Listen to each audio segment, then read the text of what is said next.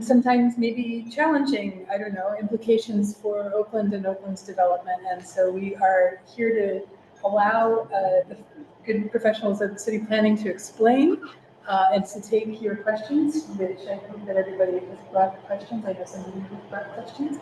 And we will record this meeting. This will be available as a resource. In fact, we are not yet recording, but we will be in just a second. Oh, we are recording. Never mind, sorry. I'll be on my best behavior. But I'd like to be able to introduce Christian Umbach, who is the neighborhood planner for our city planning, and Keith Portugal, who is, I'm so sorry, your title now is? Housing planner. You're the housing planner for the city planning, and perhaps you would be so kind as to introduce your colleagues and take it from there. So what we're going to do is we're going to have a bit of a presentation, about 15, 20 minutes to explain. And then ample time to take your questions. We will be here. We're going to be here all night. You guys aren't leaving until we're done. So hopefully this will allow everybody opportunities to ask questions. If you have a question and you are online, you can type something into the chat, or you can raise your hand, or you can unmute and make a noise, and we will hear you. And if you have trouble hearing us at any time, please let us know. So thanks. Thank you so much, Andrea. Good evening, everyone. Can we do a quick sound check just for the folks online? Are we loud enough right now? I'll take that as a yes. But yes. Okay. Yeah, so I'm Christian Umbach, neighborhood planner for Oakland. And thank you all so much for joining us this evening. I'll let kind of my colleagues introduce themselves. Starting with Keith. Hello, Keith Portugal. I'm in a different division, but still in city planning and integrated planning, and I'm the housing planning. Joe? I'm Joe Fricker. I'm a senior planner with the Codes and Commissions at the Center for Urban Division. Paul Kitzela, I'm a principal planner in the same department as Joe within the Codes and Commissions. Yeah, we're really going to be relying on everyone's expertise to really dive into all the details of zoning. But first I'll share just a little overview of what we're going to be talking about this evening. So we're going to give a broad overview, a summary of 3 packages of zoning proposed amendments. We're going to do it high level so you can get a taste of these, and we're not going to Sorry, can we pause it? It looks like they can't hear online. Is that the issue? Yeah, I'm trying to So where is the microphone? I believe it's coming from. Okay. They said you were muffled and they couldn't hear you. When you like mine in this room, because the ceiling's so high, you have to really talk loud. There might be a way to just move that. Okay, ready? I might make a noise. Can we just sit on a chair? We're kind of bound a little bit here. Thanks. You would think after 4 years of doing this that we would get it right, but.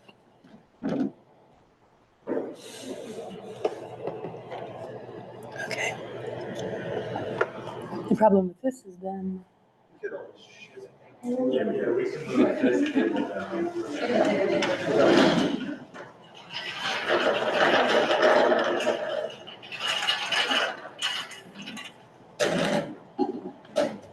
Can you guys still see? Yeah, okay.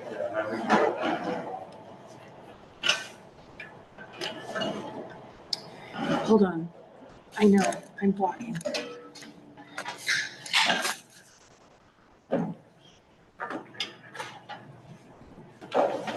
Okay, Take this into. Does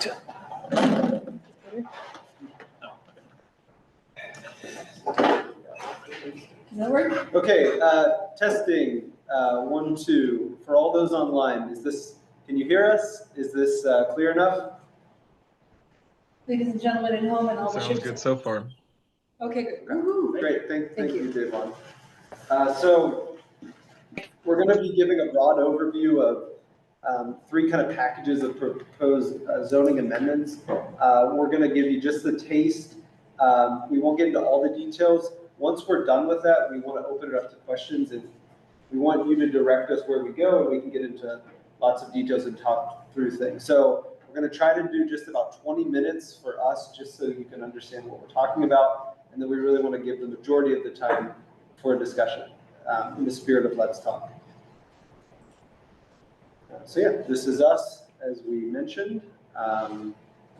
Okay, few objectives for this evening. The main thing is we want to present the zoning proposals in the most accessible terms and hopefully get everyone up to speed. We do want to note that all of them come from past planning efforts.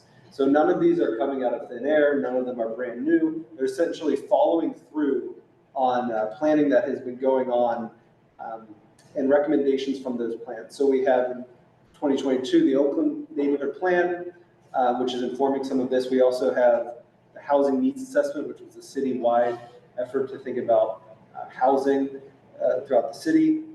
And then also the Fair Housing Act, which is really a federal legislation that we as the city have to be in compliance with. So we're really following the directives and recommendations of that planning, and we're kind of showing how we implement those in the code. And so yeah, once we present that, we want to answer your questions, clarify, because we know zoning can be complex. We want to gather feedback, suggestions, what we should be thinking about. While these are largely developed, there's always room to tweak things and enhance them.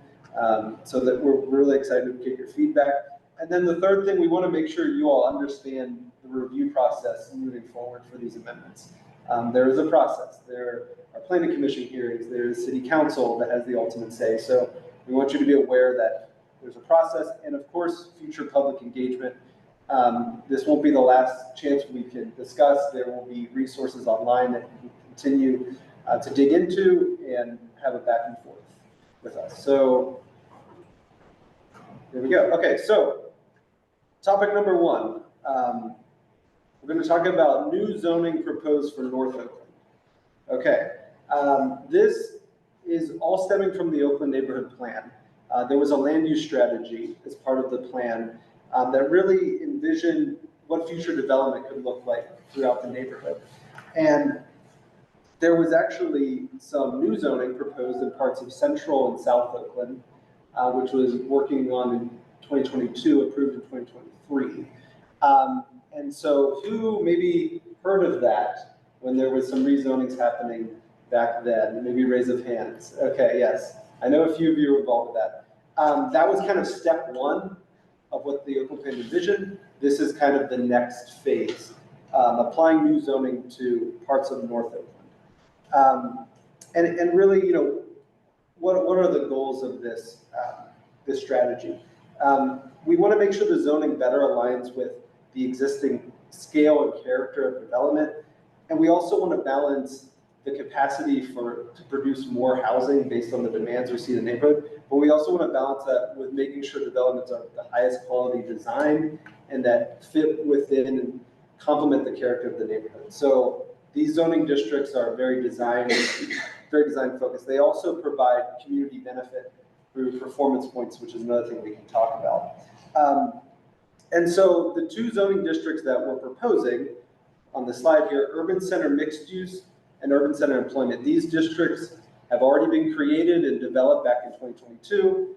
All of the text is the same. We're not changing any of that. We're simply taking where they're mapped already in parts of Central and South Oakland, and we're going to map them in sections of North Oakland. So what this means is that as we dig in, we can look at all of this code that is already in place. We're just trying to expand it in other spots. So really, our two directives through this process is how the districts get mapped exactly in North Oakland, and then the maximum building heights.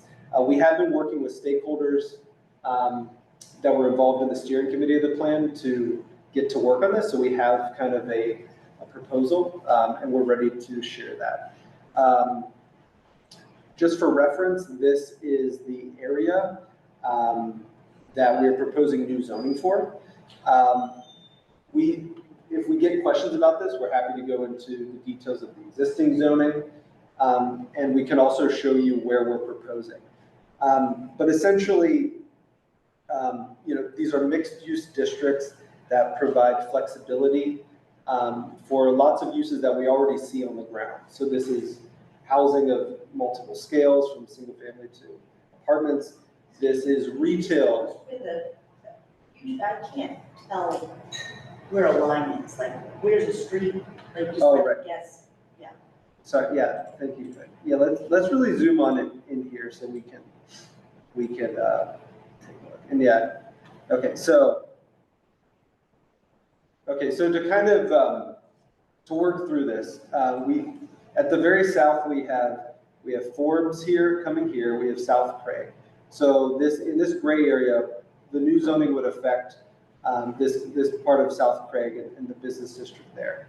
As we move north, we have Fifth here, which comes across, and Craig continues up. So it would be this area as far to the east as Neville Street as we move into Shadyside, and then as far west as Bigelow, and this is the Shenley Farms neighborhood, for example.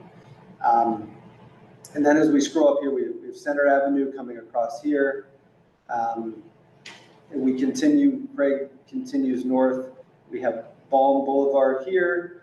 And then Melwood Avenue also continues north here. And I can also, if we want to get into more of the details, I can pull up the map too, so we can really see what this looks like.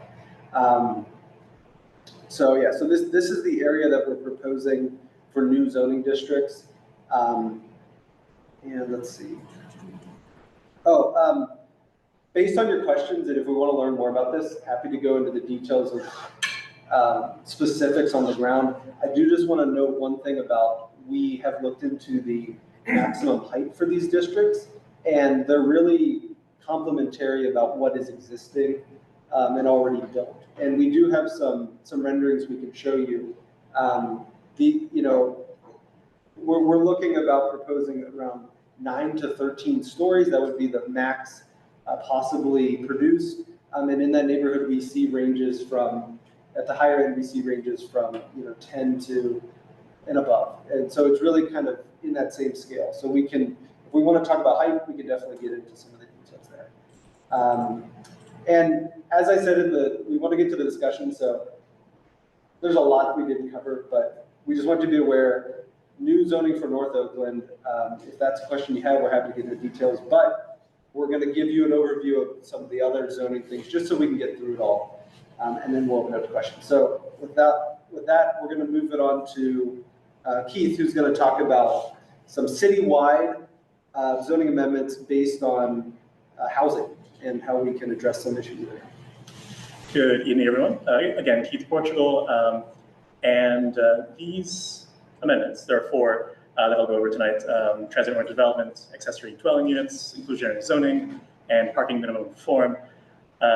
These are born from the Housing Needs Assessment from 2022. If you haven't read it, I suggest you do. I have the link here, so we'll provide the slides later. It's something that you can look into. But some of the key takeaways were that we're losing a lot of our most vulnerable neighborhoods in Pittsburgh, mainly Black families, people in lower income brackets, and we're losing them to other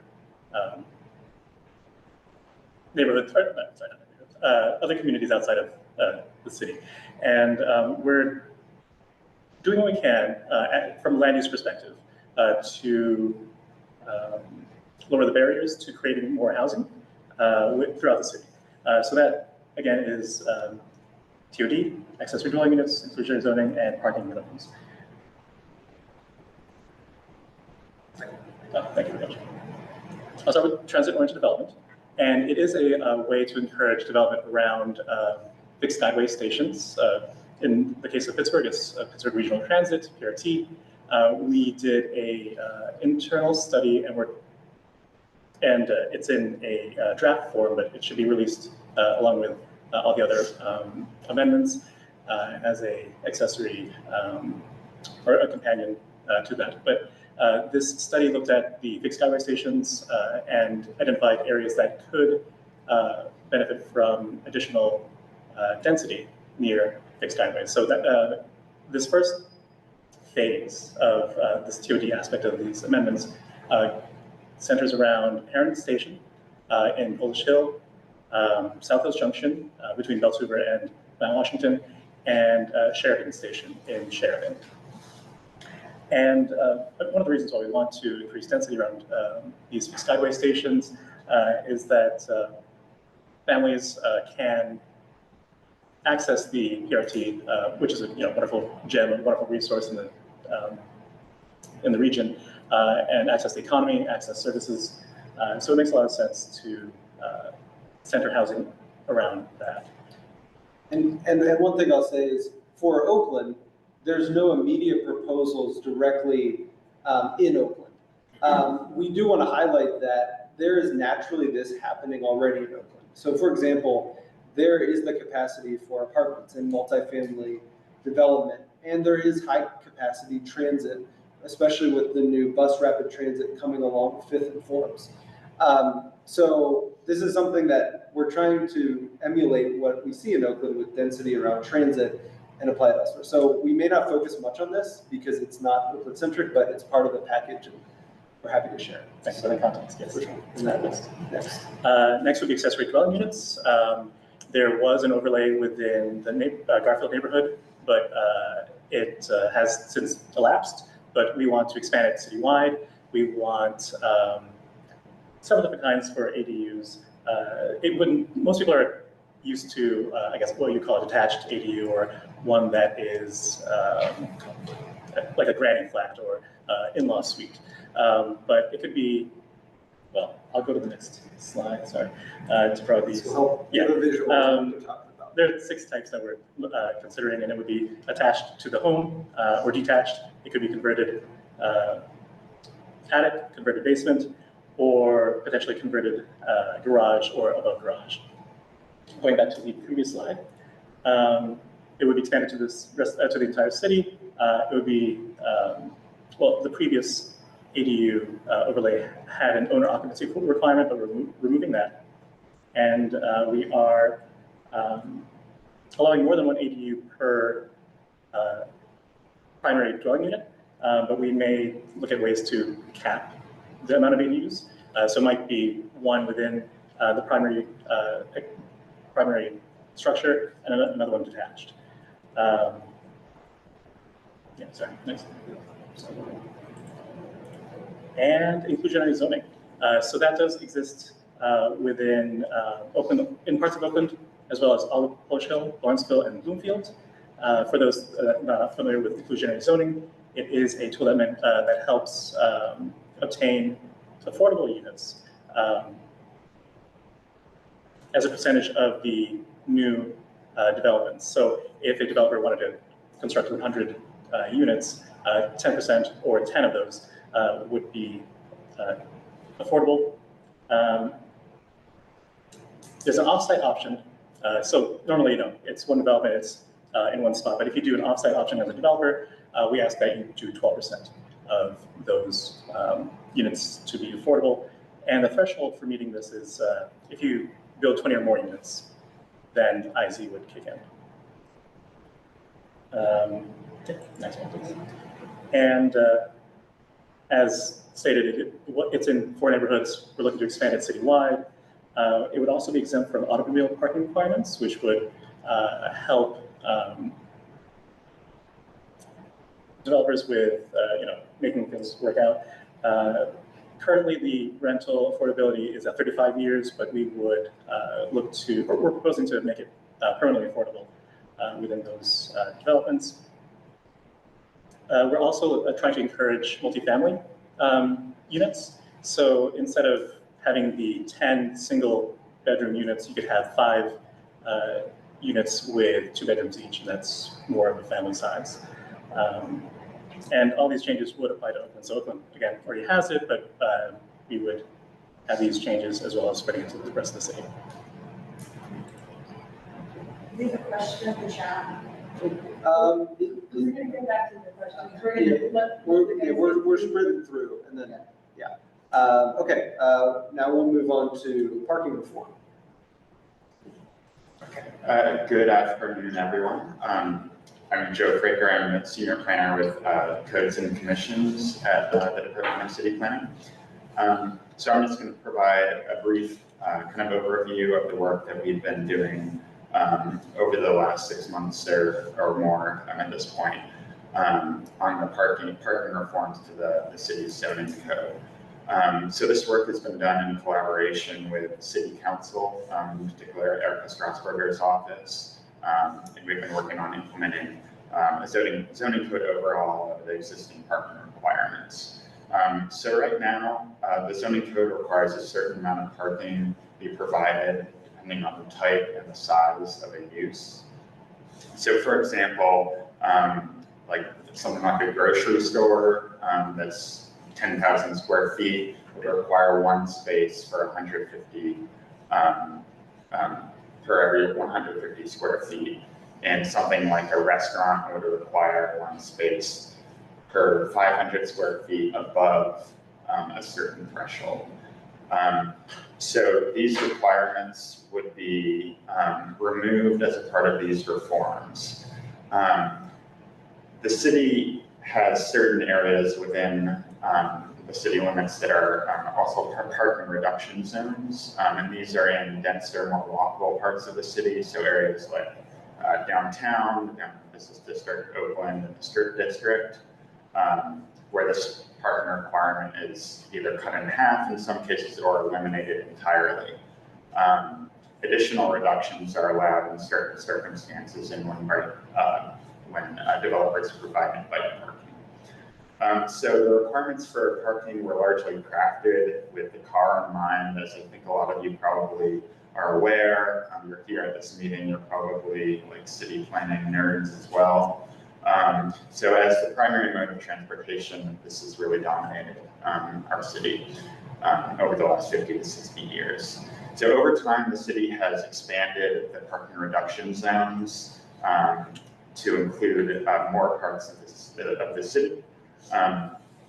So the purpose of this zoning code overhaul is to simplify the code by removing the parking minimums for various permitted reductions in parking requirements. And it's also revises parking to be based on broader use categories such as office use, commercial uses, industrial uses, instead of things like a bank or a restaurant or things like that. It also refines the existing parking maximums based on access to transit. So that would be like in downtown areas or areas by the T. It provides greater ease for reuse of existing buildings built prior to the minimum parking requirements. It would shift focus of transportation demand to all transportation options, not just the car. It establishes transportation demand management requirements proportional to new development, and it would allow for more optimal use of urban space. So I will go to the next slide. So I wanted to kind of put this work in context of what the city has been doing over the last few years. So this parking reform proposal was informed by past work, including recommendations of the Housing Needs Assessment and goals outlined in the Pittsburgh Climate Action Plan. The city also has adopted a Vision Zero policy to eliminate traffic-related fatalities, and this ties in with that. The 2022 Housing Needs Assessment outlined parking requirements as a very affordable housing as well. So I have a slide here of the city's climate action plan, which highlights transportation and land use goals in the city, with the goals of reducing on-road transportation emissions by 50%. That's below 2013 levels, and reducing vehicle miles traveled by 50%. And these are by the year 2030. So these parking reform amendments are designed with that as the basis and policy that we're trying to get to.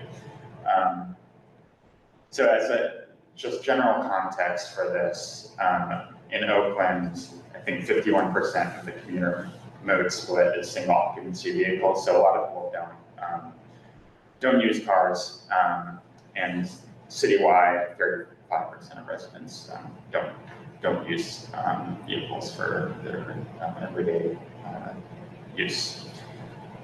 So I think with that, I can turn it over to Paul to talk about the additional reforms. Yeah, so I'm here to talk about the fair housing amendments. So, you know, DCP staff, city planning staff has looked at essentially how our zoning code aligns with the policies of the Fair Housing Act, which, you know, it was passed in 1968, and then there was also federal fair housing amendments to that act in 1988, effectively prohibiting any placing additional zoning requirements on a community residence for people with disabilities that otherwise meets the requirements for other residential uses. So if you had, you know, a home for persons with disabilities that essentially functioned exactly, you know, looked exactly like a house in the same neighborhood, you couldn't create additional barriers to that. And, you know, in addition to this, you know, there's the policy of the Fair Housing Act to affirmatively further fair housing, which, you know, not just, you know, actively discriminating, but actually taking steps to remove additional barriers, you know, so that there's more housing opportunities throughout an area, not confining certain types of uses to specific areas of the city. So we've really taken that approach to these amendments related to the Fair Housing Act. So what this ordinance does is it removes, you know, unnecessary barriers to these various group housing types, such as personal care homes, assisted living facilities, you know, senior housing, multi-state residential, those types of group residential housing.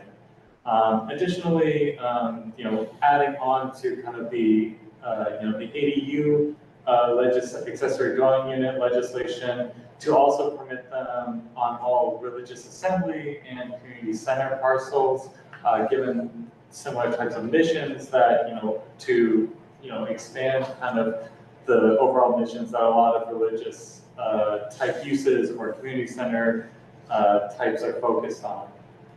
Additionally, creating an interim housing use type and related development standards that are associated with that use type.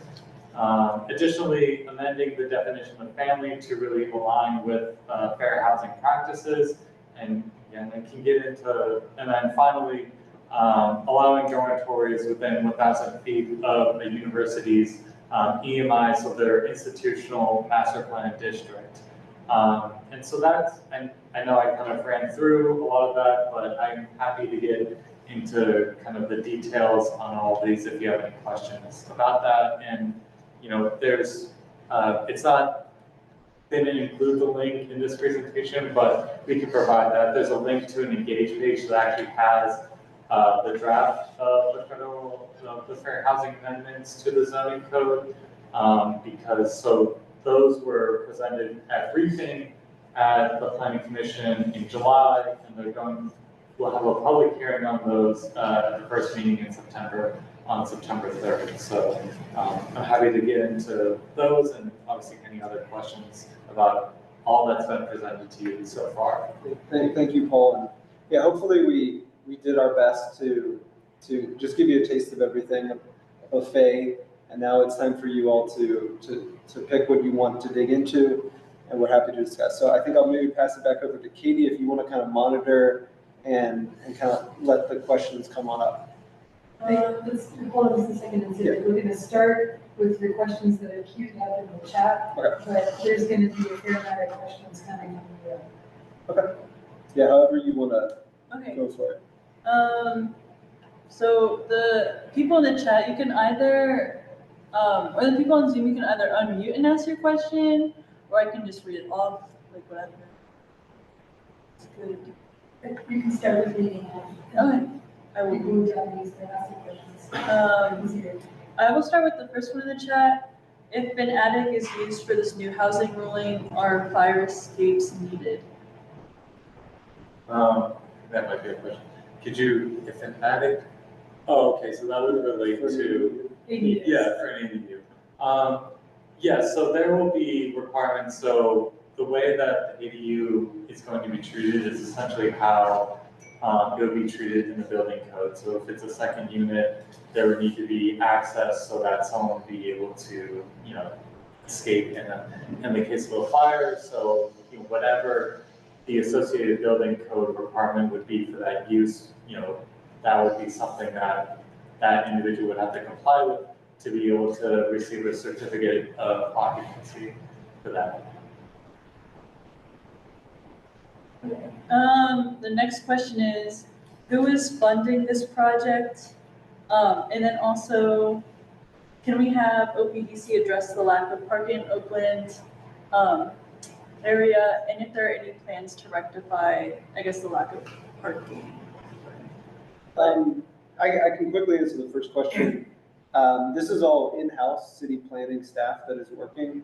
We have worked with consultants to develop some of the previous planning documents that have been forming these, but this is in-house planners working on this. And then the second question.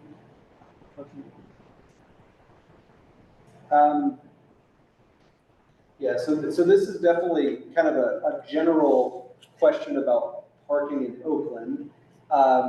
And certainly, these amendments are directed at impacting parking for new developments. So anything with the parking standards in the zoning, that's if we build something new, parking standards are based on that.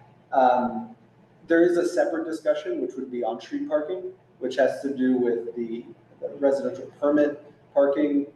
So that's a little bit beyond this scope. But I think, in general, the city's vision is really to promote non-car mobility. And this zoning isn't aligned with those principles. So I think that I would say that, but I definitely want to focus on what's in the zoning as it is, so. Yeah. When you're saying with the parking, that the city wants to make it that you don't, not parking with the cars. So you're telling me as an Oakland resident or as a city resident, if I want to go down to the Strip to do shopping, I should not be taking my car. I should spend a better part of the day getting there and getting back and carrying all that stuff. Because you want to build more buildings that have more people in them and no way for anybody to get around. I mean, if it's snowing or raining or I'm supposed to still do that with the, and I realize some people have to do that. But now you're going to force everybody, and then you're still wondering why people are moving out of the city. You can't get anywhere. So how does that get handled? Well, I mean, I certainly don't think. Because you all took a bus or a bike here, right? All four of you? We actually took the city car because we had to haul some things. Okay. But we do take the bus and bike a lot. But I will say, we're not saying that no one is allowed to drive. I think what we are saying is that as a part of changes is that we want to make it so that it is easier to do other modes of transportation. So, because what that would allow is if you have more people that are able to bike or to walk to someplace like the Strip, for example, that would free up more of the roadway so that people who do have to drive or it's inconvenient to not drive are able to use that mode, and it is more convenient. Because otherwise, if everyone has to drive to the Strip, then that creates additional congestion and everything like that. So we want to encourage development patterns that would make it much more feasible and attractive to use other modes so that people that do have to drive or it's inconvenient to not drive to be able to get to certain locations. I think for Oakland in particular, the elimination of parking requirements for new development puts additional stress on residents. Absolutely. I think that's what, everybody here is trying to address, is that we already have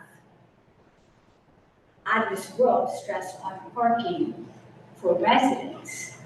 And if you're going to eliminate parking requirements for new development, that's going to increase the stress on residents. So where are the protections in here for people who live in these neighborhoods?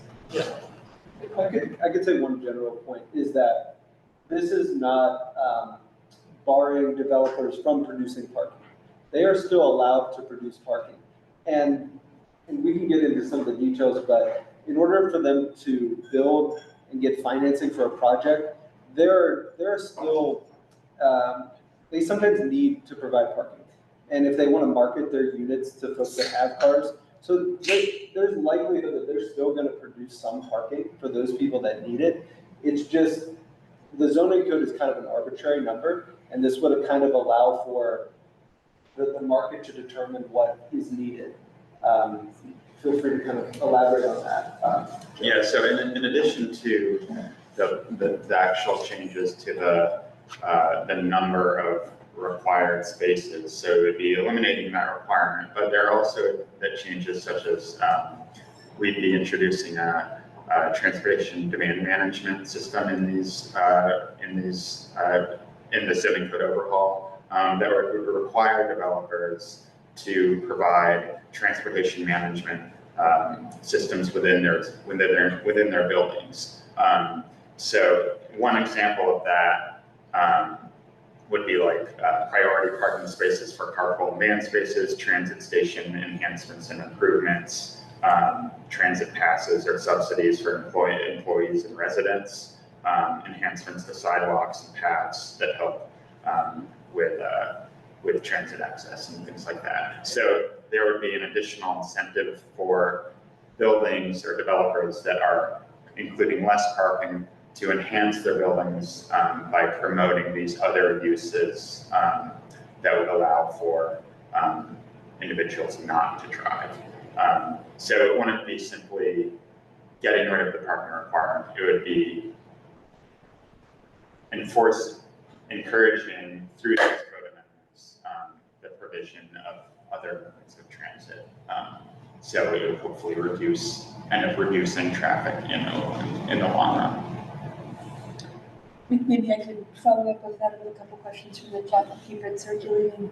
We have a question here about how transportation demand management really functions there, and I think that that's what you were alluding to. Maybe you could expand a little bit about what that means for folks at home.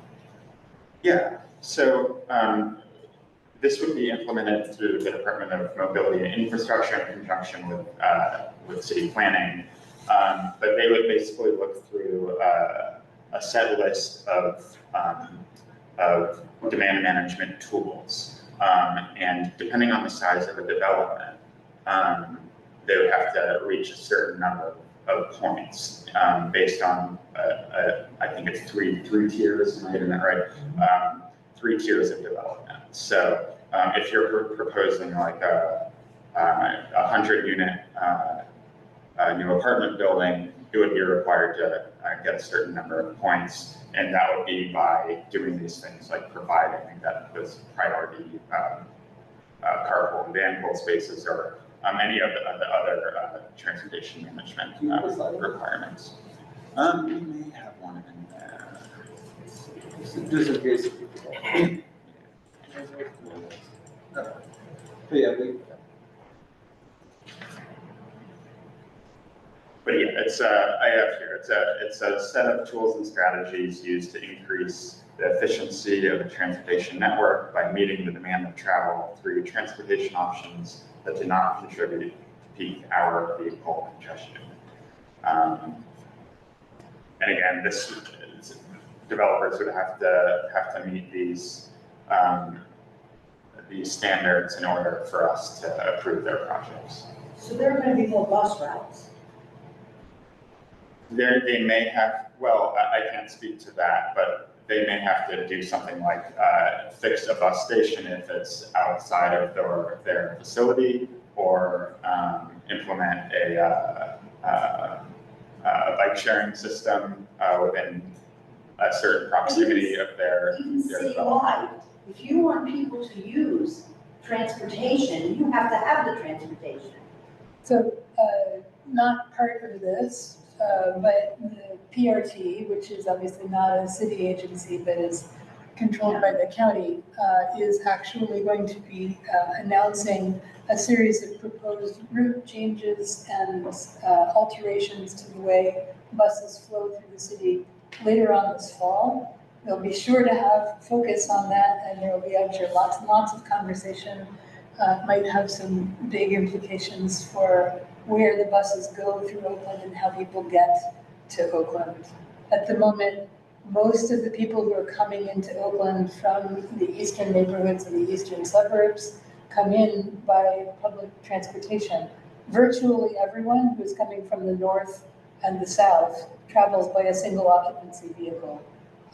And housing those single occupancy vehicles in Oakland costs us an enormous amount of space just to warehouse people's cars. It's a funny anecdote. At the beginning of the pandemic, when we had shut down, I had an intern who suddenly couldn't come into work directly, and I had her, as an exercise, look at the satellite photo of central Oakland and to count all of the surface off-street parking spaces that she could find.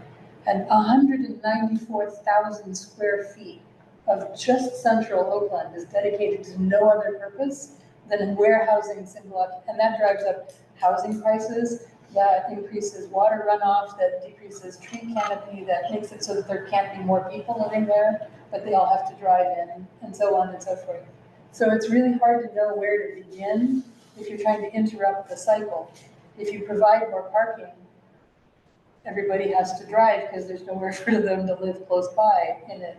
If you don't provide the parking, there is a larger incentive both to locate people in closer proximity to the work that they are doing, but then also to find other ways of mixing up the transportation options that are available to people. So sometimes that can be buses, sometimes that can be shuttles, sometimes that can be carpools and van pools, sometimes it can be active transportation like walking or biking or scootering.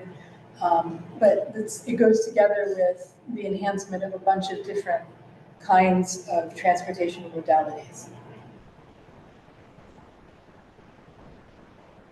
Like, it's okay to not agree with me, but I'm trying to tie together, I think, what it is that we have in terms of addressing concerns.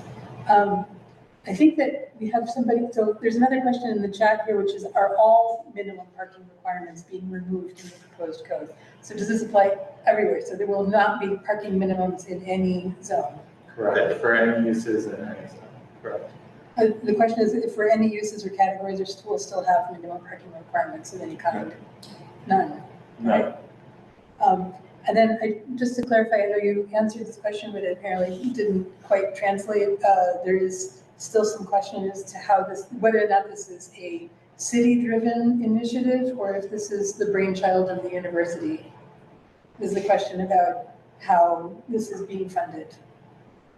It is completely city-driven. So this is taxpayer-funded is the question that we're getting at, and clarifying for folks. That is the case. Sorry, I'm just going through this.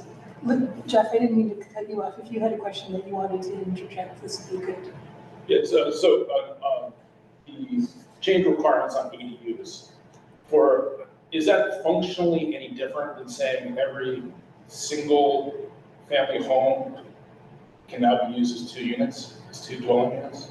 I mean, from a place like Oakland where we have so few single family homes left, and I went to the trouble of turning 2 of them back, 2 3-unit places back into single family, with some assurance that we wouldn't lose any more because I'm in a R1AH area.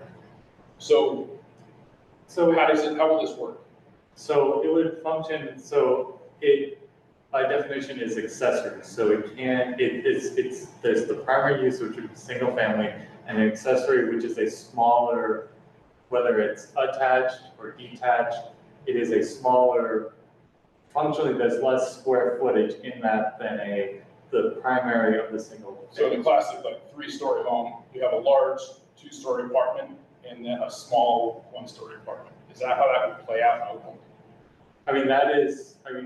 Depending on, some of that is what you would consider, they could be rented, they could be owned, it's not you know, it's essentially the bulk of it would functionally look the same.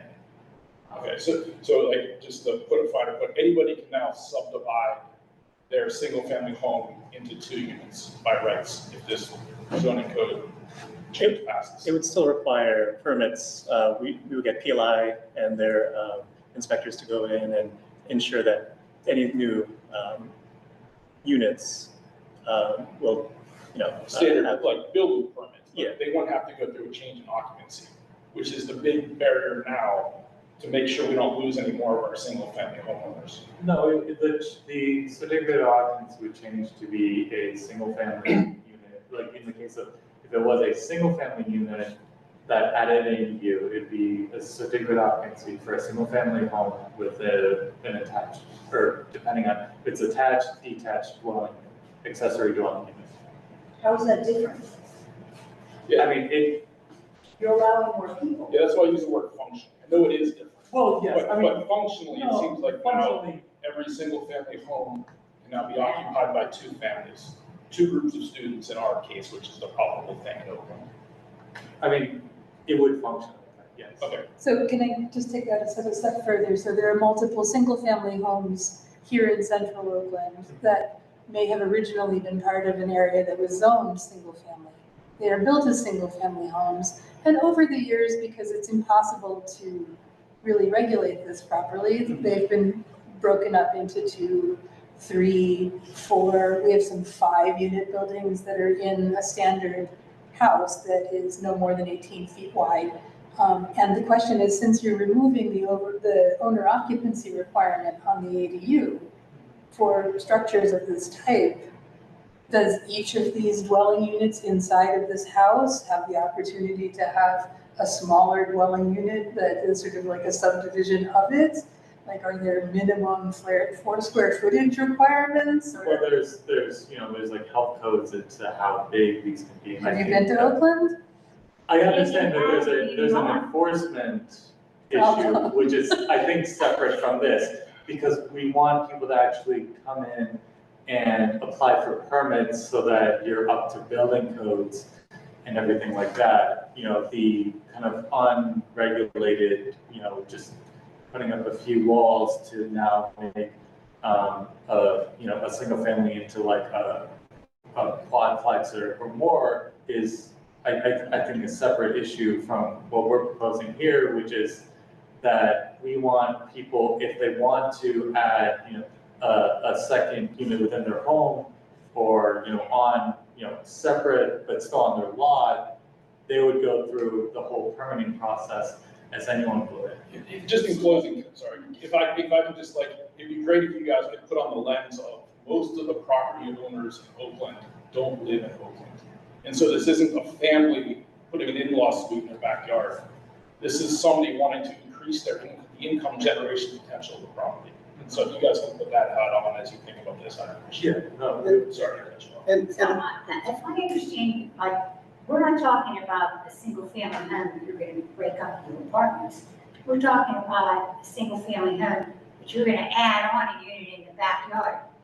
That is an option, one of the options. So all Bring that these picture up homes so you you have options. already been broken up into 5 units.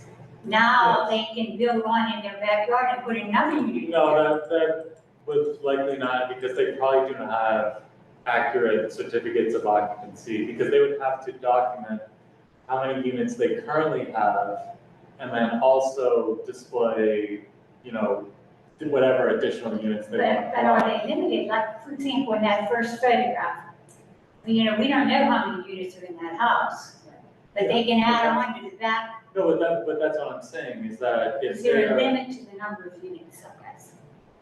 the limit, first, the limit has not been finalized. This has not been, the final draft has not been finalized. But, if someone has a 5-unit and they want to put an addition on to make a 6-unit, that's a 6-unit, essentially multifamily building. They would have to, which is probably not up to current building code, but they would have to do that. So that's where the limitations of them, of that situation likely not happening, is that they would have to make significant renovations to the home to be up to current building codes. So maybe like the context that we're working with here is that it has been historically extremely difficult to enforce existing building codes in Oakland. Yeah. One of the big impetuses for rental registration, or the promise of rental registration in Oakland, is that you would have regular inspection of units that are currently not inspected. Yeah. Part of the problem with having, a single-family house that has 4, 5 units in it, each one can legally have, now we'll get to that in a second, any number of students living in it, each one of which, for instance, provides a valid address for that student to get an on-street parking pass.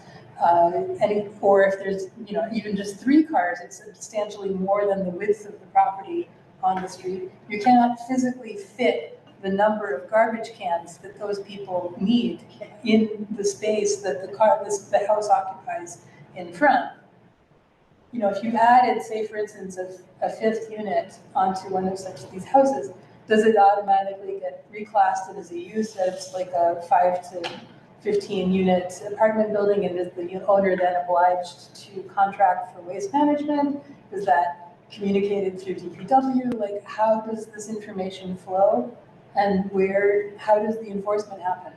Yeah, so it's a lot of different, So many things. So exactly, so, yeah, because we can get a whole discussion about the permitted parking system. But that's all tied together. You can't look at one part of something and say, but I don't know about the rest of it. You have to look at the whole picture, because you're killing us. You're killing us. There's no place to move. And now you're gonna take away different, things that stopped, having an owner-occupied building makes it a little easier. At least somebody's there. But they fix buildings, they do, PLI went to check, I think it was right, on Parkview, where they just slam the door on the people making parking. Right, this is all tied together, and you cannot look at just your little piece of it and act as if the rest of it's gonna fall into place. Because it's not, it hasn't. You have to give us a plan on how it's all gonna work, not just your little bit.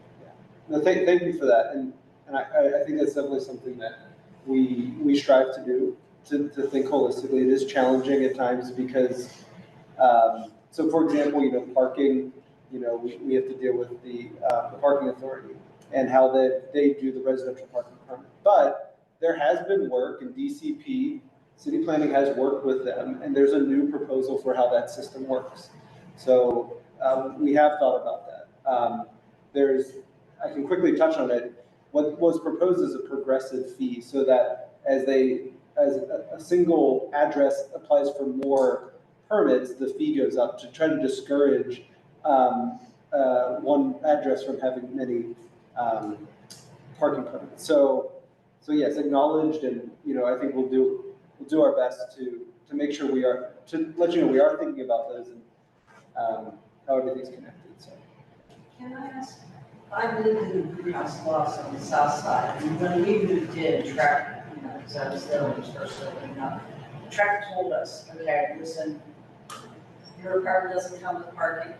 There's no parking for you, okay? You're not allowed to permit parking.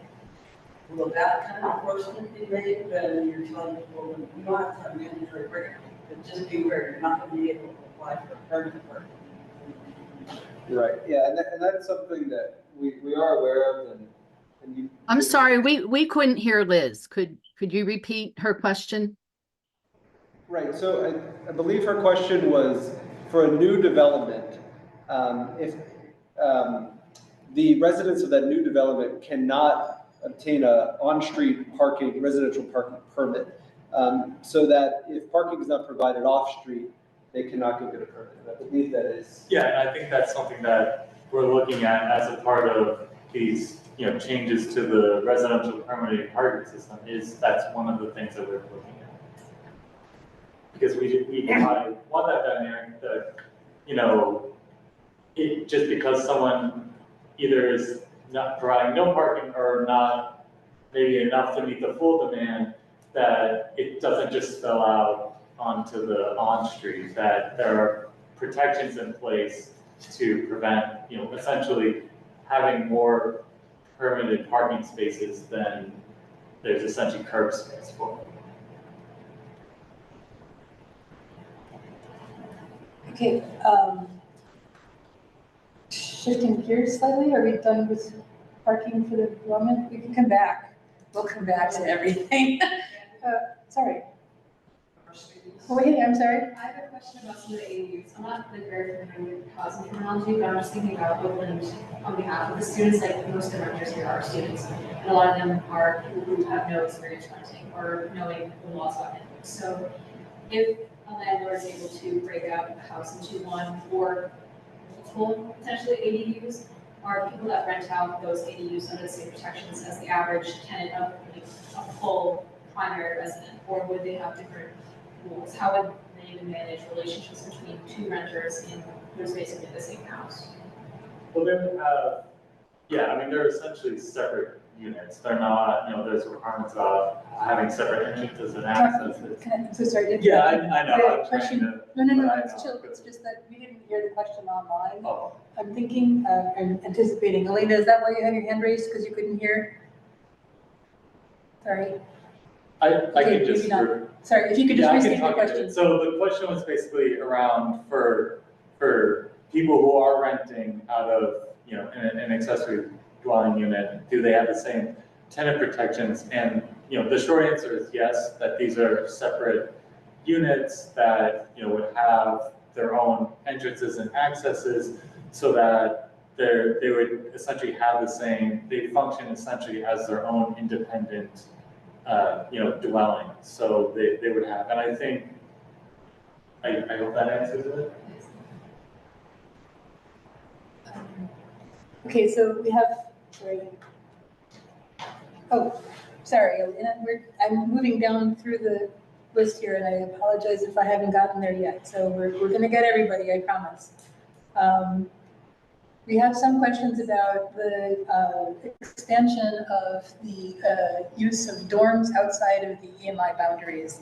And I was wondering if you could, before we get to asking people specific questions, if you could expand a little bit to explain what this has to do with the Fair Housing Act, and then what the intent or motivation, like what's the perceived benefit to allowing specifically dorms outside of the EMI boundaries? So the essential logic of it is related to that, in the thought of like, we are trying to remove sort of like zoning from requiring specific sort of living arrangements. Essentially, if a private developer were to build a student housing development in Oakland, that would be, in say like a multi-family, where multi-family is permitted.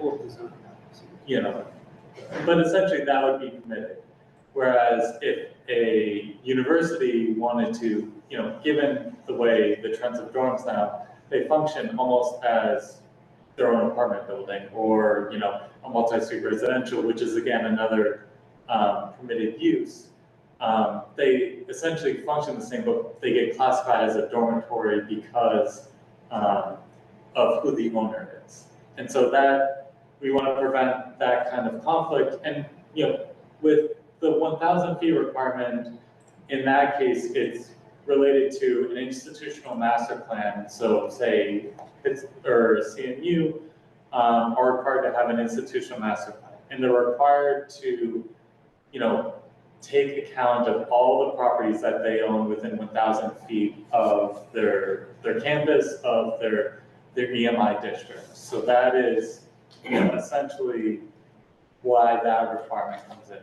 And just with the basis of being functionally accessing, the only difference is that the ownership makes it classified as a dorm rather than an apartment or a multi-suite residential. So maybe you can talk a little bit about this a little bit more, since there are bigger differences between a dorm and multi-suite residential, in that the university, for instance, can exclude people from a dorm who are not students. of the university. They can program within that university. There are certain invasions of those students' privacy that the university is entitled to do, right? They can require that you scan your ID and they know exactly where you've been. That is not something that they would do in a private residence and so forth. So there are some differences to the way, a dorm functions and it isn't something that's available then as housing to anyone who is not a student of that university. The university already, no offense, rents out whole floors of the existing multifamily buildings that we have here. And I'm not disputing, I don't think anyone would dispute that there is a need for additional affordable student housing. There's no huge demand that I'm understanding that the universities are feeling for their existing dorm beds. There is instead a desire of students to move off campus, largely for a lot of different reasons. And maybe the university is then in competition with the private developers for housing. That's maybe something that is a different topic, right?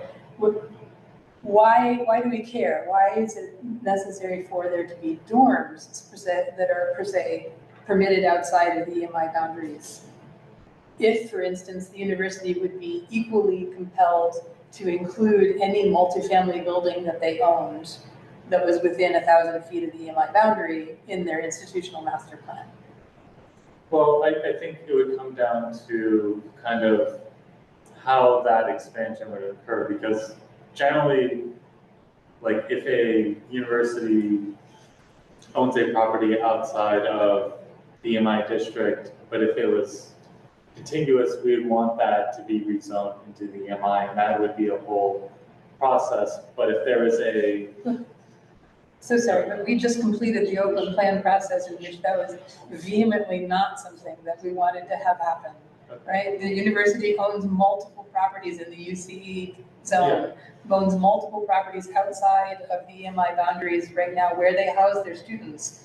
Like they own huge numbers of buildings, not just in Oakland, but in Shady Side. And, one can imagine in Squirrel Hill, but I don't know that as much, but you can imagine a scenario in which, what you're proposing is that if the university owns it, it needs to be zoned EMI. No, I'm sorry, I want to correct myself. That's So not, I might have misunderstood. misspoken. Yeah, I think that's not really, I think what I was trying to say is that essentially like, again, within that 1,000 feet boundary, so like obviously Shady Side and Squirrel Hill are not, within that. But I think, and again, I think this is maybe something that we would continue to look at, prior to any type of adoption, but, really that we want to just have it so that, we aren't, I guess, like making certain situations that would create any type of conflict in scenarios. And again, I think that may be something where we do look at, because like you said, that the opposite where the university is excluding others because it's only exclusively for their students. So I think maybe that is something that we actually look at. And this is a particularly funny EMI district in how it arcs around thank you for drawing that line, but as you can draw, if you draw from the corner where McKee's property ends, if you connect these arcs, they cover most of that, most of the RMU, everything, right? Yeah. It also, if you look up, I think you could build as far as Wiley Avenue in the Hill District because the EMI goes all the way up there. And it's just really odd that because the EMI is shaped that way because of a hospital, but yet that allows the university to build, like, if they wanted, on the far side, on the south side of McKee. No, if it's, so, like, I think this is some of the display issues, but, like, for example, CMU can't take advantage of the McGee Hospital EMI. It would be. How do I see that? Institutional master plan. Yeah, the institutional master plan is a little bit more, which they have to have that, available, but that's where that would be. That's not, unfortunately, because we classify everything as EMI, even though within those, there's the sub-districts where it's, the CMU EMI or the Carlo EMI. Okay, thank you. And so all of the institutional master plans have to have their own boundary, and it would be just within 1,000 feet. So, Okay, so that EMI is actually a mix of a whole bunch of smaller EMIs. Yeah, obviously there's the much larger, like the pit, that's much larger than the McGee Hospital, but yeah, it's like essentially they're all meshed, even though there's actual boundaries within them. Okay. So there was a question which follows onto that, which is, are the non-EMI pit dorms, would they be tax exempt?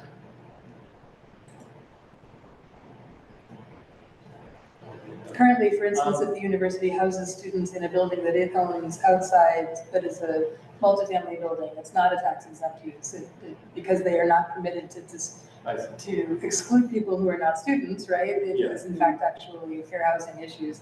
It's non-business related income and they have to So pay yeah, taxes. I think, yeah, because. But that's not true of their dorms. Yeah, so. just within that 1,000-foot boundary. If it's beyond that 1,000-foot, then it's not a dorm. then it's not a dorm. So you're saying if it is a dorm, for instance, Pitt could say that that is tax exempt. As long as it's within that 1,000-foot. Well, if it's not within the 1,000 Well, foot, they're then it's not a dorm. Yeah. The dorm wouldn't be permitted beyond 1,000.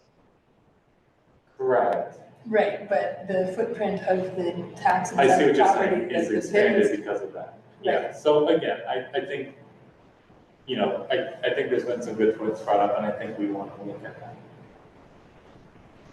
Okay, does anybody here have follow-up questions about what we've just said?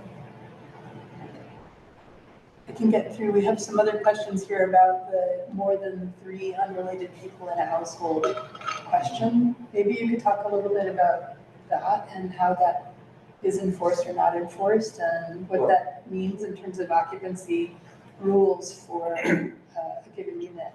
Yeah, so, you know, with the family definition of, you know, 3 or more unrelated people by either blood or marriage, you know, the only way to enforce that is essentially to require PLI to go in and make everyone take blood tests or to produce marriage certificates.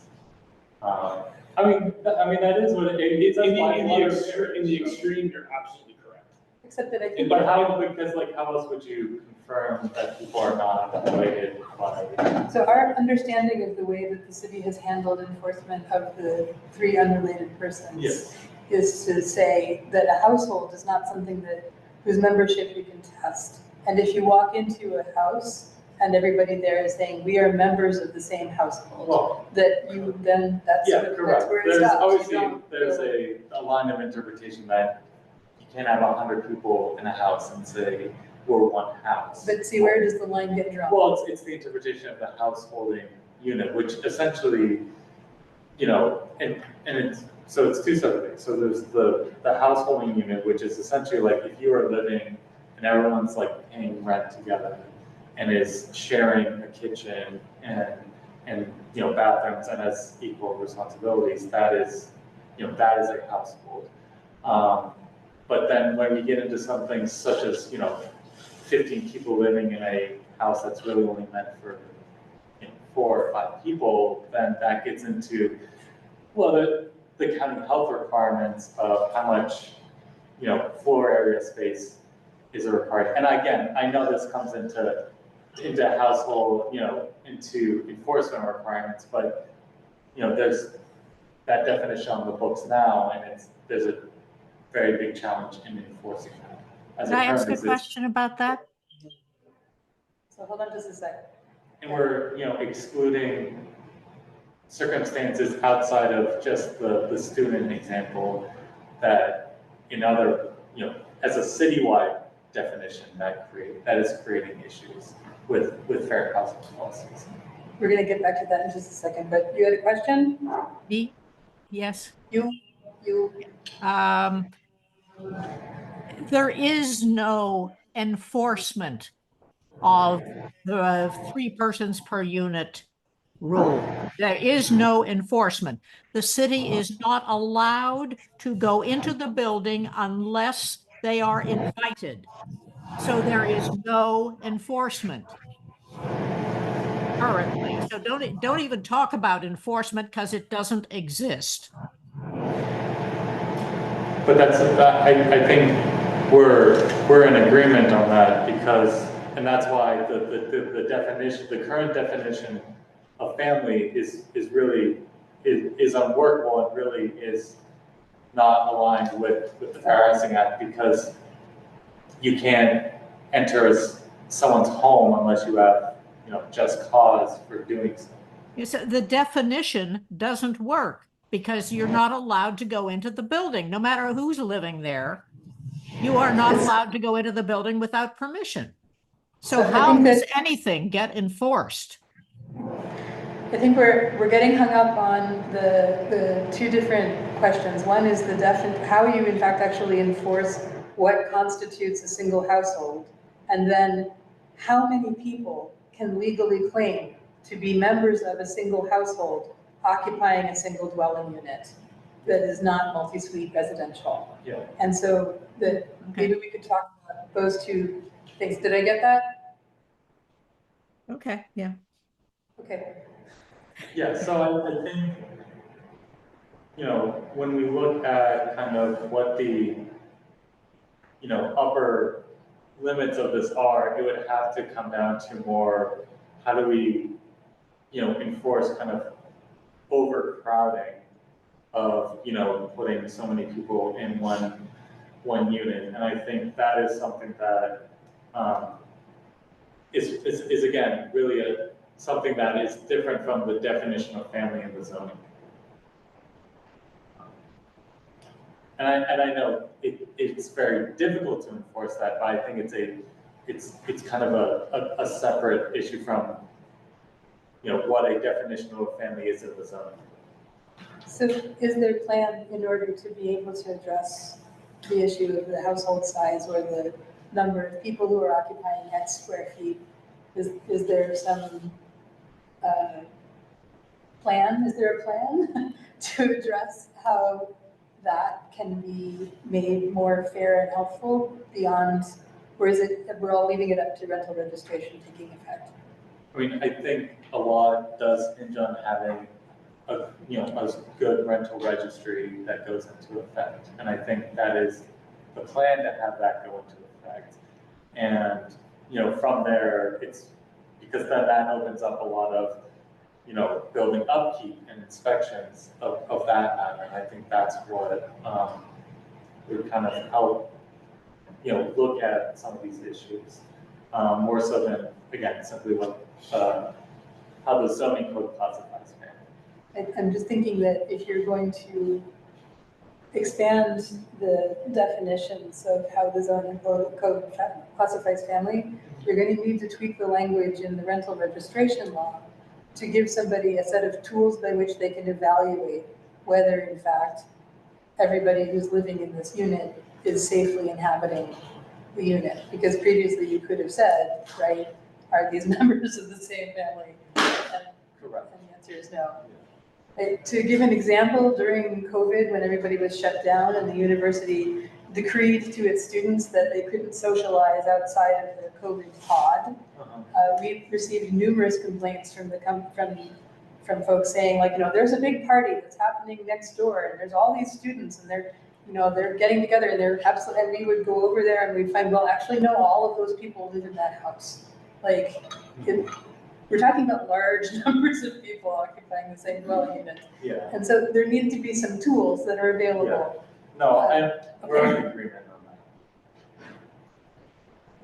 Yeah, so It seems to me that there are certain things that you're saying through the last hour that you're going to you're going to back off on, whether it was the parking or the number of people living, and then it kind of gives the opportunity for somebody who wants to abuse that.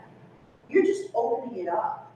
Like, why bother having a house that is zoned for 2 families if it's not a family?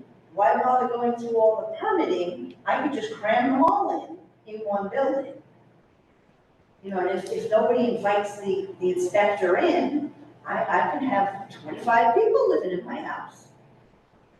But you're giving, I'm just saying that we've had people do that. We've had There's a house across the street from me, which is zoned for 2 families, and we've had as many as 9 people living in there. They're students, they're not related.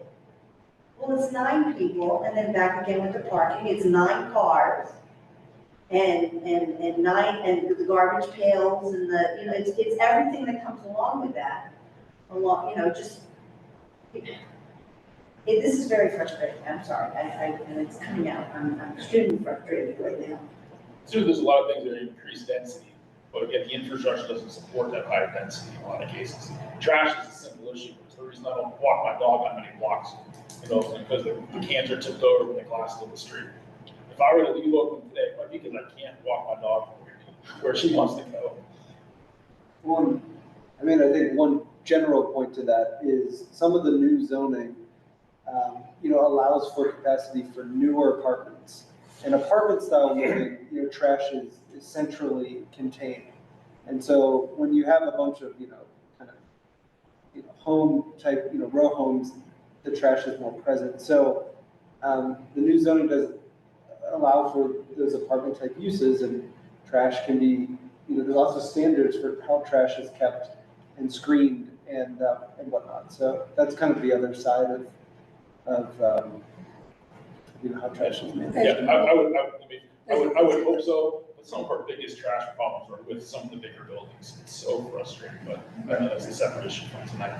But so if the change is to be able to look just at the number of people living in a unit, regardless of whether they are members of a family or a household, like just the number of people, perhaps that could be the basis on which the city requires that a landlord, for example, contract for garbage containment and removal, right? Because this way then you could avoid a situation in which 9 people are having city. Small trash can. Yes, that just fills out. Right, because it's all over the place. And it's difficult to, if the landlord, this is something that in theory would be corrected by rental registration, but not immediately. It is difficult to reach the landlord who does not provide the adequate garbage containment facilities for their students to say you actually do have to produce a can with a lid.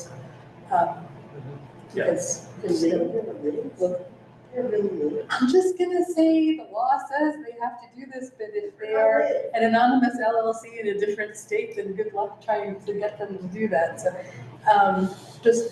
there are multiple complicating issues. We had some comment in the chat that says that it sounds like these are existing problems and the changes won't exacerbate them, but the rental inspections will make sure that the housing is safe. And I think that we're kind of commenting on that to say there's still some reason to not be entirely reassured by the existing set of regulatory options that are available to people that isn't going to in fact solve the problem. I have a question. Yeah. I realized it was something that we went through and I thought about more. The zoning, the EMI, you had the map. Yeah. That you're saying 1,000 feet from the border, it's 1,000 feet out? Correct. So, all right, so you have that border, now you build something 1,000 feet out. Does that then at some point get encompassed? Does the whole zone get bigger?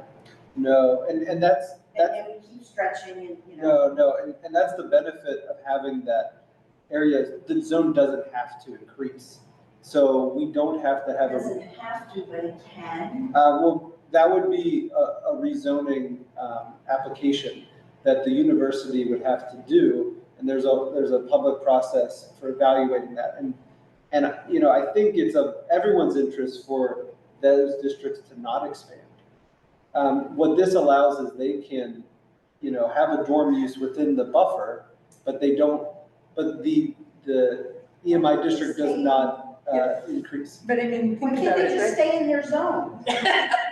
Right? Because if in fact, actually, let's imagine a scenario in which for 1,000 solid feet outside of the boundaries of the EMI district, next to buildings that Pitt controls on its campus, it builds nothing but dorms.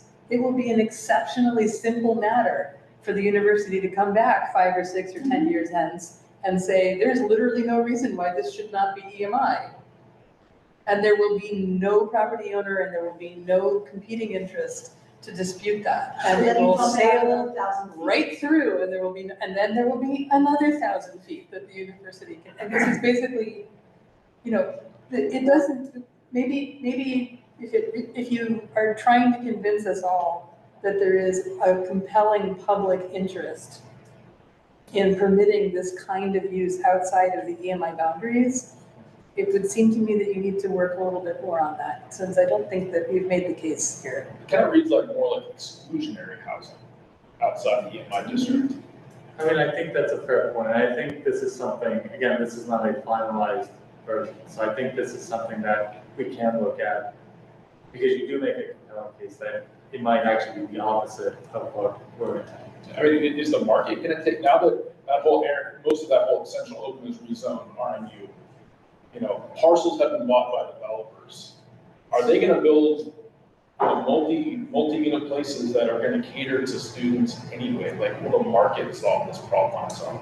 There's a good chance it does do that. So I think this may be creating a problem where one doesn't exist. So again, that's something, and we appreciate you letting us know this, because I do think this is something that the more we think about it, maybe this doesn't make sense.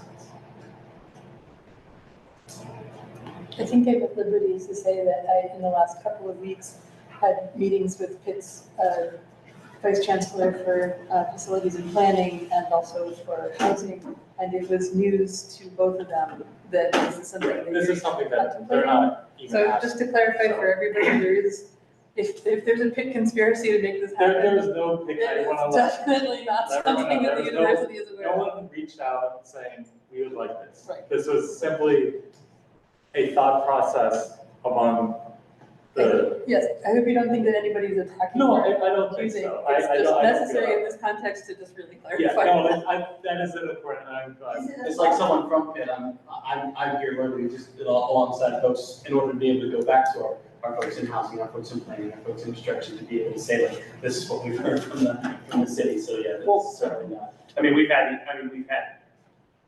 information shared with us in the same way that it's been shared with other residents. So, you know, I heard about the North Oakland zoning in Bach's meeting and those different things. So we are hearing this information, but it's not, those conversations were had. I mean, in fairness, Justin, sorry, Pitt was at the table the whole time for the conversation about the North Oakland. Right, yeah, right. But yeah. yes, Well, and I think I can just comment a bit on some of the motivation for why this came up.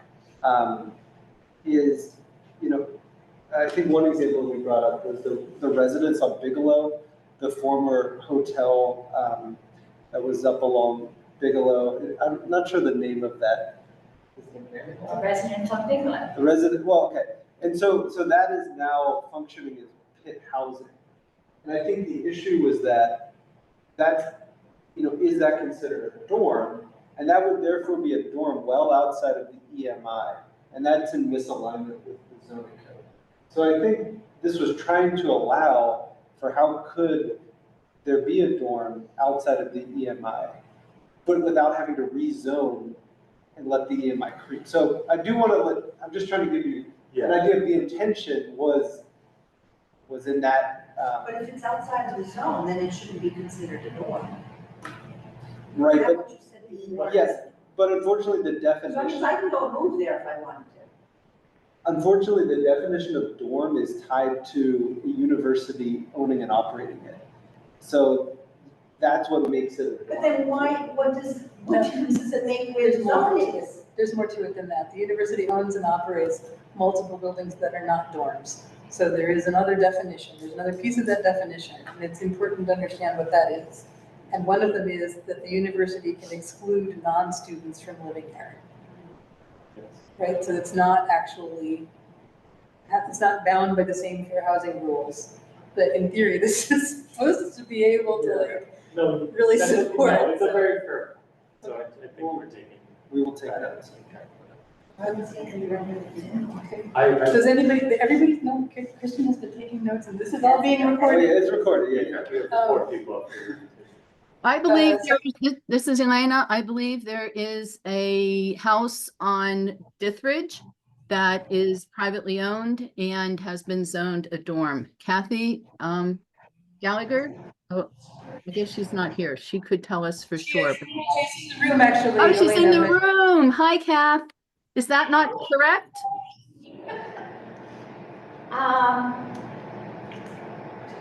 Well, there are a number of houses on Dithridge that may be considered a dorm, but they're not officially designated a dorm.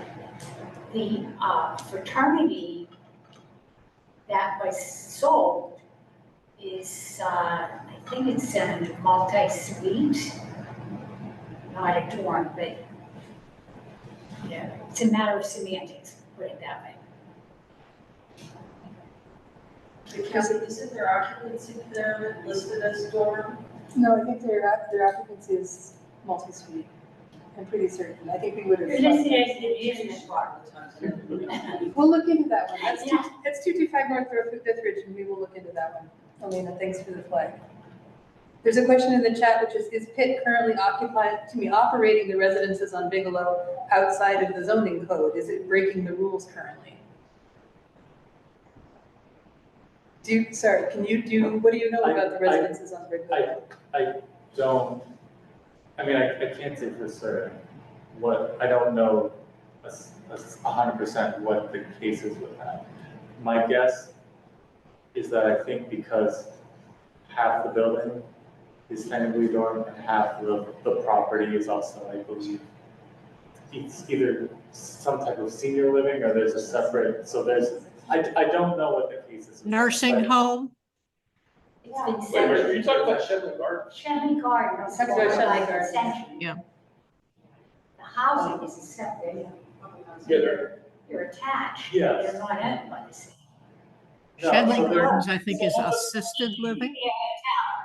It used to be. Yes, no, yeah, but now there's partly, No, it was always, it was a hotel and Shenley Gardens. right, Two separate entities. Now it's Shenley Gardens and Pitt Housing. yes. There are multiple buildings that Pitt owns outside of the IMI boundaries in Oakland that it considers part of its residence portfolio for its students. So is the issue that is in fact actually out against the code? I think there's a misalignment with the definition. And I think that's why this came up in the review of the fair housing. So I think we're all trying to make it make more sense and be more aligned. So exactly how it's misaligned, that's, we're not going to pin down everything, but we're trying to make it clear moving forward. So I'm getting a bunch of different threads here that the bias, if we can request that there be one, be on the side of making sure that the fair housing portion is the thing that is actually prevailing, as opposed to legalizing whatever it is that Pitt is doing merely because it's already happened, which is something that we could construe could be the case, No, rightly or wrongly from what it is. that we're Yes, proposing. no, that's a fair. Okay, I'm not seeing anything new. If I missed your question in the chat, can you please forgive me and unmute and ask it?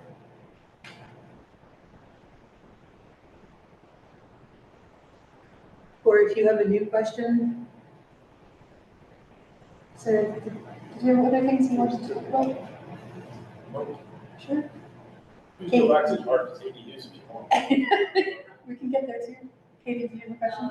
Yeah, I just have one on the timeline and everything and implementation. So like all the input that you've received so far, can you explain like what the process is of like taking it back and then proposing like a new amendment?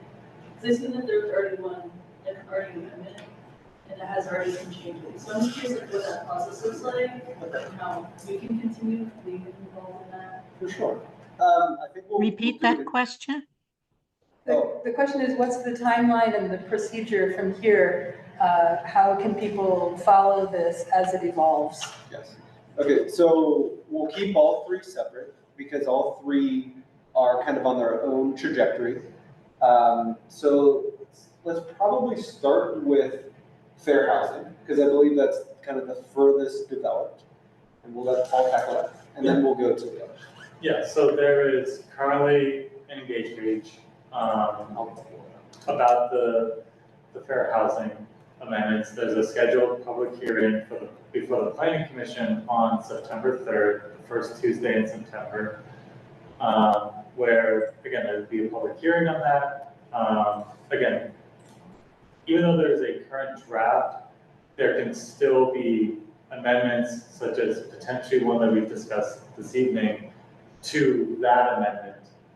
I would say a change to that amendment that could be made, obviously, as potentially as a condition of planning commission approval. But regardless of what happens, at the planning commission, it would still need to go to city council, because ultimately city council adopts that. So there would be, say action was taken in September, there's likely a month or two in between September and when city council has their public hearing. And this would all be noticed and, through city channels, so that people would have adequate notices. And then from there would be a public hearing at city council where they could take some type of, city council could take action, make changes, if they feel there need to be changes to the, amendment to the zoning code related to the fair housing. And then we'll move on to the package of housing amendments that Keith is working on, which are less developed. Yes, less developed, still open to input, but actually we're having a announcement and kickoff in a couple of weeks. So you're getting a preview of what these are. And we'll have an engage page up in about 2 weeks for the inclusionary zoning for ADUs, for transit-oriented development and parking minimum reform. But it will be following a similar process, just on a different timeline as the fair housing, staggered back by about a month or so for those. So it'll go through planning commission, and if favorable through planning commission, it'll go to council as well. Sorry, what's the dates for the planning commission here? Tentatively, I believe October 15th.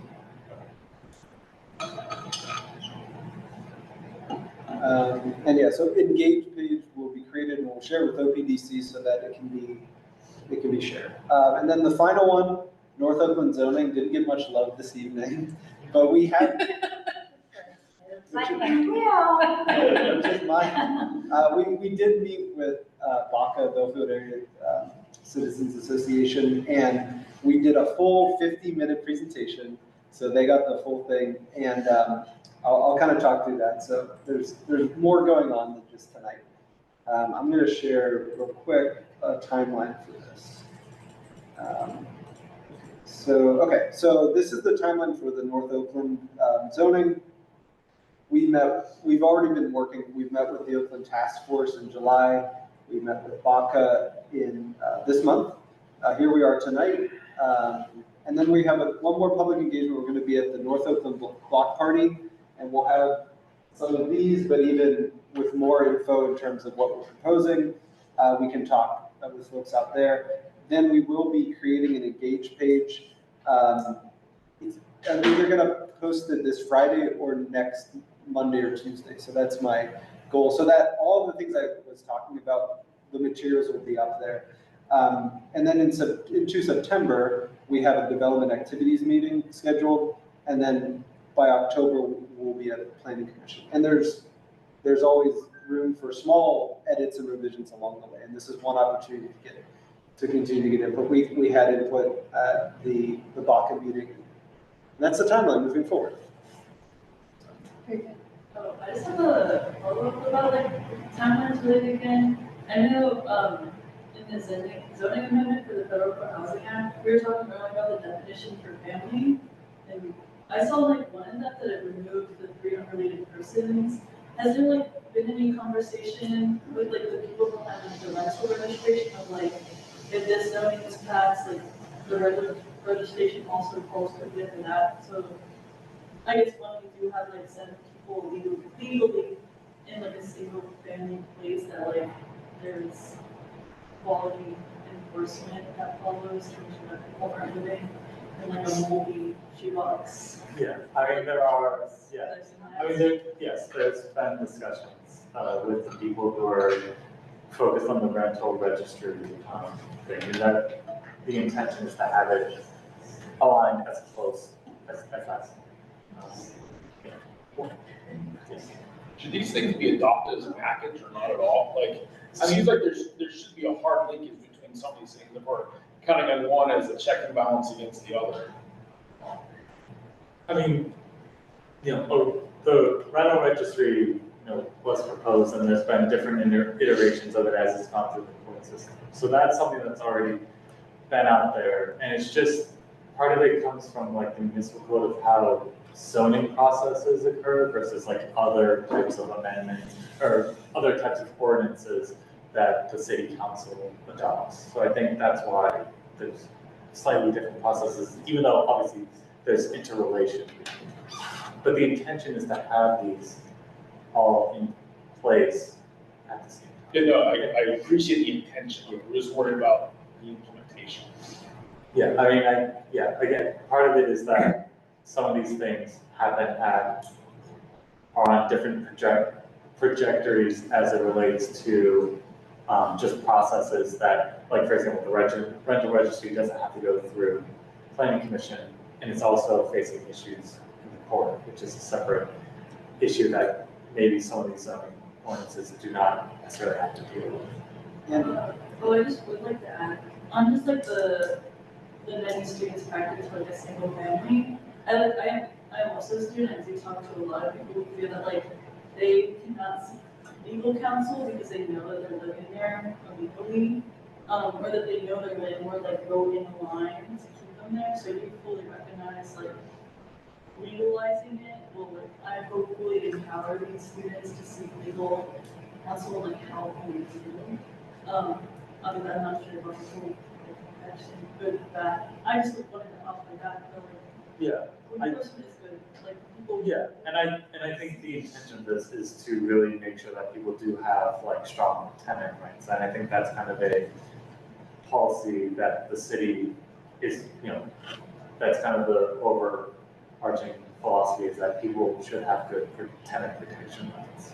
From the housing needs assessment, other than our land use policy that we're putting through, which would be the first phase of the amendments that we want to, or the first phase of implementation that we want to do for the housing needs assessment, there's also subsidy and tenants' rights advocacy.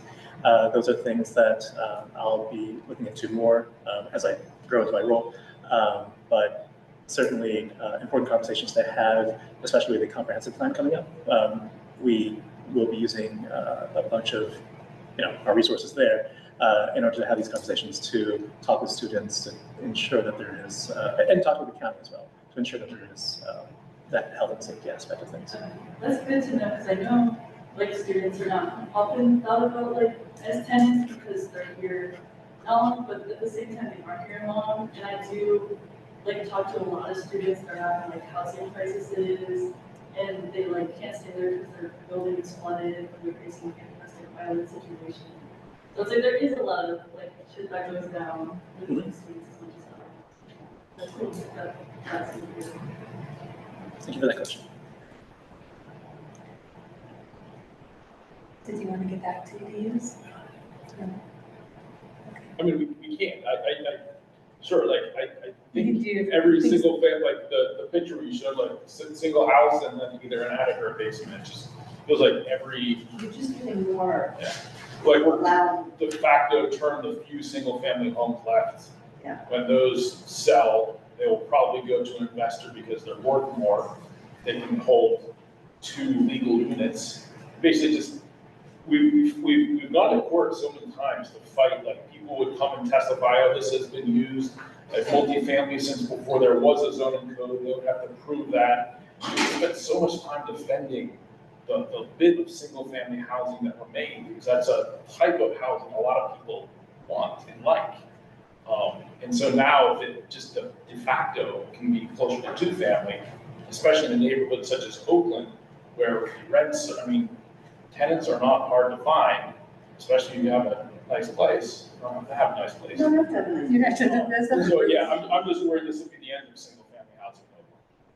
So maybe I can clarify or contextualize also that in terms of the housing needs assessments. mandate, if you will, to increase density and to increase the number of units. When you have a house that is standing and is perfectly functional, and it can accommodate any number of units inside of it, 3, 4, 5, an accessory out the back and so forth, the value of the house as a single parcel, as a single family parcel, goes completely haywire versus, for instance, the value of a house where the primary demand is for homeownership. The inflated price of that property is a barrier or an obstacle to building other housing which is more dense and better able to accommodate multiple units, right? So you have single family homes out here that are 2 stories high and 50 feet deep, and they sell, you know, their little salt box row houses, and they'll sell for $500,000, right? The value, we found a landlord the other day whose home that they have for rent on Ward Street, which is dilapidated and not very well kept up, kind of a health problem, if you will, not an attractive home, is worth more than his very ample house on Ellsworth. And that kind of disconnect makes it very challenging to develop affordable housing, to actually increase density in a kind of a meaningful way. And so the desire, right, is to be able to preserve opportunities for homeownership that are close to the university. There is a high desire for that, but then also to reduce the barriers that exist to developing where you can develop the housing that wants to be, that can be denser and that can accommodate more people. We've talked about this market distortion with illegally turning single-family homes into multifamily. But now we're like codifying that, putting it farther out of reach of, it's just not worth it to a homeowner to buy the whole house when someone is gonna outprice them, or if it's just income generating, which is just what, I mean, I've been. Kill the neighborhood, because then you have nobody, this last month on our street, I could count the number of cars that were parked on the street with their 2 hands. And now you can't, now it's packed. So most of the people are, they're students and the renters, okay, I get that. But one of the things that you want is you want a neighborhood where people are there all the time. You want the person telling you that there's garbage all over the place. You want them telling you to fix something, to help. All right, the students aren't doing that. They're not going to do that. They have no incentive to do that. And the owners of the rental units don't live in the area, you can't get a hold of them. So what you're doing, you have to be careful that you don't just drive away the last remaining homeowners, because you're going to end up with an area that is, it's not quite a campus, but it's not a neighborhood. And it's just going to be one big wild party. And when we keep trying to fight that, and when you make things easier for people to buy up properties at exorbitant rates, so that they can cram in people and give them, it's not even subletting, you have a, you know, like you have your lease, all right? And you can have 9 people who each have a separate lease, so it looks like they're all legally there, and they are, and they're all living there, but they shouldn't be allowed. All right, so you have the neighbors that are fighting that, and then we're also fighting the city. Because you guys don't help us. Maybe also to add on to this, right, that again, with the housing needs and in terms of fair housing, places like that where you have multiple students, 9, 11, whatever, participating in this, they're charged approximately $650 to $750, maybe $800 a bed, which means that the unit, right, what it costs to rent this unit is far outside of the accessibility of any household that you can imagine. Like, think for yourself what a $5,000 apartment looks like in Pittsburgh, This is not that. It's not that. This is not that, right? This has 7 undergrads living in it. And that's the reality that you're working with it. And that itself, that pressure, that market pressure on that kind of housing drives the displacement of more affordable rental, longer-term residents, families outside of Oakland. And that pressure exists, and in fact, actually is exacerbated when we build market rate dense multifamily housing, because the going rate there is $1,800 a bed. So this market for down market housing, it doesn't diminish, it doesn't get smaller, even though, you know, any given one student is only here for 9 months or whatever it is. There is a constant and absolutely bottomless pressure of rental. One thing I will say in response to that is increasing, right now, you know, in parts of central Oakland with about 2 to 3 stories and kind of like, you know, row homes, there is more capacity with apartments that can go higher. So theoretically, That's not a neighborhood you want to live in, though. Not forever. Right. That's a matter But theoretically, those students could then be housed in that more height, and that would reduce the demand. Right, that Christian, what I was just saying earlier, I don't mean to like, what I was exactly saying before. Yeah. In order to acquire that parcel, to combine it with its parcels next door, right? You are paying upwards of $1 million for something that is 300 square feet, you know? So till you get to that. It's crazy, and you can't, nobody will actually take that deal.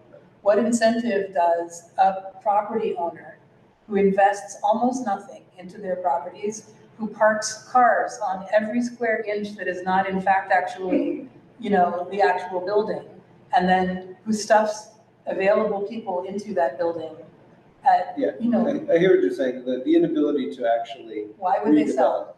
And I think, you know, we're hearing is that, you know, this is related to zoning, but it's also beyond zoning.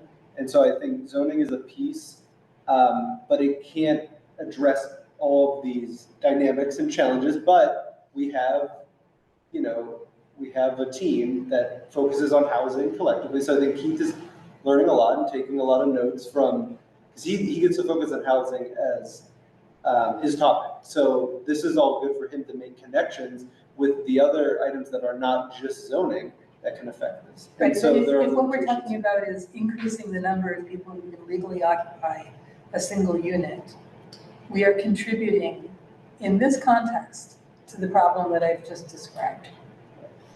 And I think there is no enforcement to date. So I think zoning is that one piece that doesn't have a role and is getting out of the way, and we have to rely on the other tools that can address it. So once again, like, it is unfortunate that we're talking about zoning in one piece, and we need those other tools and other entities to work on this. So that's where the collective thinking happens. Right, And but that's what again, and then we're talking about the fact that it all always has to be packaged, right? Because there is this tremendous silo quality to city government in which our services, like, you know, this isn't within your ability to control, and you're on your own timeline, and it's different than what it's within somebody else's ability to deliver. And without that closer packaged interrelationship, it doesn't make sense for city council. It exhausts the residents who have to come for each little tiny component and don't necessarily see how everything links together. It's subject to easier manipulation, like the divide and conquer kind of quality to it, right? If you said, you know, this is my issue, well, that's not my issue. You don't actually get a chance to engage. And then it doesn't actually offer a solution, right? It's, sorry. I don't know if you understand, I've been doing this for what, about 10 years now? I like to know how the city is not pushing for enforcement. I've got students that we've got 3 students on the lease, and the other 6 are paying their rent in cash. Okay? Do you think that landlord is declaring that money? Do you think he's paying city taxes on that money? I don't think so. I've been doing an aerial survey of the community as far as parking lots. We have more freaking parking lots going on in Oakland, and none of them have licenses. I think I've got 2 that I've actually seen a license posted. Do you think they're paying the tax? Do they pay for the license? Are they inspected? No. Okay. Until you deal with, this, I believe in ADUs, I honestly do. But it has to be part, it's all a big picture. And you can't just leave, oh, well, we don't do permanent parking. Yes, you do, because if you put bodies there, they're gonna bring cars. So, right now in Oakland, they're oversubscribed by what, 63%? If you've got 100 parking spaces and you give out 163 parking permits, where are you putting the cars? This is, I've been working with these guys for a long time, and it's just this feeling of frustration. I'm a city nerd freak. I really believe get less cars, more bike stations. We don't have a grocery store these guys can walk to. We had a loop bus over in South Oakland so the seniors could get over to UPMC for their medical things. Well, that got dropped because the university brought in a loop. But that's only for the students. That's not for the senior students. There's so many little bits and pieces of this picture that as much as I do understand the silo and this is your job, you have to understand the frustration that these people are experiencing. And I'm not just talking about the residents, the long-term residents. I'm talking about these students. I've recently seen houses with mushrooms growing on the walls. Okay? I can't get an inspector in there. Windows are closed and they're raining inside. Can't get an inspector in there unless they invite me. I've had landlords tell their tenants, do not let an inspector in the store. If you do, you're out. The university has no emergency housing for students. It's all one great big puzzle. And, I think you guys are going to run into a lot of frustration unless you start bringing in the other pieces. You need the development of the grocery store. You need more bike hubs. Oakland, there's no bike hub over there. There's one for South Oakland, and it's on the other side of the boulevard. Okay? It's a lot of frustration that I see with these guys, and I understand both points of view. I would really, I would love to see contained communities where you have a little grocery store, you can walk there. I'm gonna move to Arizona. Welcome back to 1972. But these guys, and also, are you looking at the fact that we have a population of seniors that live, say, they're on Fraser Street. How do they get from Fraser Street to the boulevard with buses? There's no buses on the boulevard now. Yeah, that's true. That's a whole other issue. Okay? Yeah. But then at the same time, we want to do these changes and we need to move forward and everything. But while you're moving forward, you have to take into consideration the human factor of what you're dealing with. It is so important. And, it's all one big, I've seen their frustration. And that, I think it makes your life And thank you for sharing. And then I've got one last thing. Okay, and I think that is our aim, and we have identified that, in our department and in the city, to think more holistically, more collectively. One aim that we are doing is we're completing a citywide comprehensive plan, and part of that is, an aim is to set up a structure for implementation that has better collaboration among departments and thinks about issues holistically. So we haven't done a comprehensive plan in a long time, and I can't promise it will do everything, but it's gonna look system-wide and how things can work together. And so we are excited about that. And that will be a vision for our entire department moving forward, so. It's 8 o'clock. Yeah, If these guys have been here for 2 hours, can we put it into the record? We will 100% get that comment recorded, but we're gonna end this meeting. ADU legislation, where is the ICC or the International Building Code, International Construction Codes, as far as requirements for habitable living space, which in certain states is 70 square feet per body, in other states it's 125 square feet per body. We brought this up earlier in the meeting. This is gonna have to be something that is taken up by the rental registration, since currently that doesn't get enshrined in the zoning code. 100% here for the health and safety and comfort, in addition to the multiple things. Do we want to keep on going, or do you want to? And then just to add that, any ADU that would get approved would have to go through whether it's the residential building code or the international commercial code. Just moving in the backyard. But I mean, most, that is a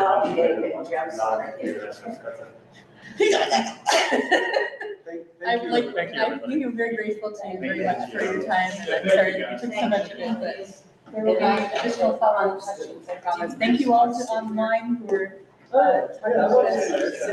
Yeah, thank you very much. And we will close the Thank you, recording as everyone. soon as Yeah, it's all there, and they have these beautiful sidewalks and everything.